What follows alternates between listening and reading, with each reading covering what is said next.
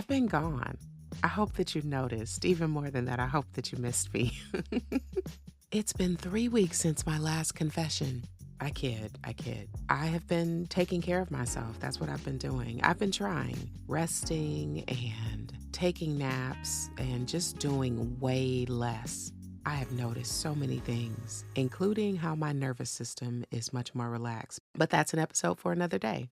I would love to tell you that I'm just so good and now I'm showing up at this much more intentional way, but that's not what happened. Mostly my body told me to sit my ass down very aggressively, and I have had no choice but to listen, but it's been good. It's brought up again so much stuff. But one of the things that I noticed, and I don't know how many times I have said this over the years with regard to my business, if I do nothing, nothing happens. I have said that so many times. And usually I'm talking about business, but now that I've had some time to sit around, I think that it has been a belief in other parts of my life as well. I'm just used to being the person who handles stuff, in work, in life, in my relationships. I became a helper a really long time ago when I was a kid. And now I have been acting out that role for a really long time, often seeing things that I am so convinced that no one else sees, whether it's the dishes or a conversation that needs to be had. If someone doesn't respond in the group text fast enough about doing something, I feel compelled to be the one. It's been going on for a really long time. And it's also something, again, now that I've had time to be sitting around thinking about stuff, that I see in a lot of the women that I've worked with. This idea that if I don't do it, it won't get done. And we start to say that and things similar to that, like it's a mantra, and then it becomes a rhythm, and then suddenly it becomes an identity. And then you're the one who remembers, who steps in, who cleans up, who anticipates what's coming next. And if you're like me, you didn't ask for that. You did not ask for it, but you're good at it. And so now it's yours. At least that's what you think until you're exhausted and wrung out and resentful, but you keep doing it. That's my story. I know it might be some of y'all's too. And it's not always the dramatic stuff. And I'm going to frame this conversation through the lens of romantic relationships because it's usually, oh, you planned the last 3 date nights. You remembered his mother's birthday. You're the one who made sure that the car got serviced and you sent that thank you card for the gift that he received, right? And maybe you did say something and maybe he said, I tried. But maybe you felt like it was late or it was halfway, or maybe he asked you 100 questions about how to do it. So you just ended up doing it yourself because it was easier, right? And now you're standing there listening to him talking about how much he tried, trying not to roll your eyes when you feel guilty about being mad because he meant well, right? I get that. But the intention does not load the dishwasher.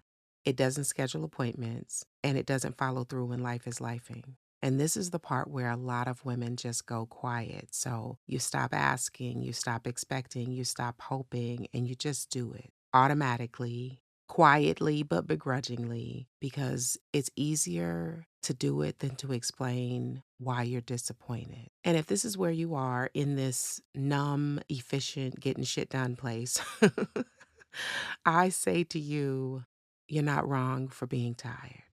We live in a system, and that system includes relationships where our efforts sometimes become invisible, and that can feel heavy, right? But there is room to shift, and it doesn't have to look like this, but unlearning the defaults is not easy. So I've got 3 no pressure options for you.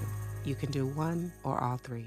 The first one is stay true to yourself and tell the truth to yourself. So don't edit to sound reasonable, not when you're talking to you. Don't give an explanation that protects someone else's ego when you're talking to yourself. Just give it to yourself real, like, I'm over this. I'm tired. I feel like I'm parenting everybody. I'm not okay. Like sometimes saying the truth out loud to yourself is the reset you need. You do not have to pretend to not know what you know and what you're feeling. 2, pause. I'm always telling you to pause because pause works for everything, but pause the reflex. So the next time you catch yourself automatically doing the thing, don't. Even if it's just for a few seconds, let the wet towels sit on the floor. The emails can wait. Somebody else will notice it or figure it out. It doesn't mean that you stop doing everything, but just because you can doesn't mean you should. Not all the time. And your nervous system needs a break. And honestly, this part right here, the people around you deserve an opportunity to step up.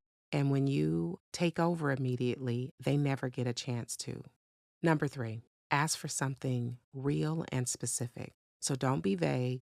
Don't drop hints. You can say something like, can you figure out what we're having for dinner tonight? Or, I don't have the bandwidth to do laundry this weekend. Can you take care of that? And then just see what happens. And it's not about testing anybody, but this is how we learn what the actual dynamic is. This is how we stop telling ourselves stories about what's possible and start paying attention to what's real. Now, sometimes you're going to notice that the thing doesn't get done. You might have to state it twice. But when you are specific and explicit about what you're asking for, you want to make sure that they heard you and give them a chance to step up. Because a lot of times it isn't that people don't care. It isn't that they want you to do all the things. They just have gotten used to you doing it the same way you have. And I know this isn't easy, especially when you've been holding it down for a long time. It's hard to tell the difference between what's necessary and what's habitual. But you deserve support. We all do. And you're not here to be the pickup plan. That's not your job. That is not your purpose. You're allowed to have needs. You're allowed to not want to be on all the time. You're allowed to ask for help and support, and you're allowed to receive that without needing to earn it. So if that looks like stopping mid-task because you realize you're doing that thing again, stop. It's okay to let other people support you because love is not a checklist, and you shouldn't have to do all the things all the time. And you have to unlearn the story of that. And the way to do that is by giving other people space and opportunity to show up. It's going to be hard at first, relinquishing the reins, just like it's been hard for me to sit my ass down, but I've done it. And guess what? People have been doing stuff. it's like magic. People have been showing up and supporting me, and it's been lovely. And I am less uncomfortable than I was before, and you can do it too. I'd love to know what's one thing you're going to allow somebody else to do this week. Send me an email or something. I'd love to get mail from you. Stacey at staceyherrera.com. I do read all my own stuff. In the meantime, take good care of you. I love you.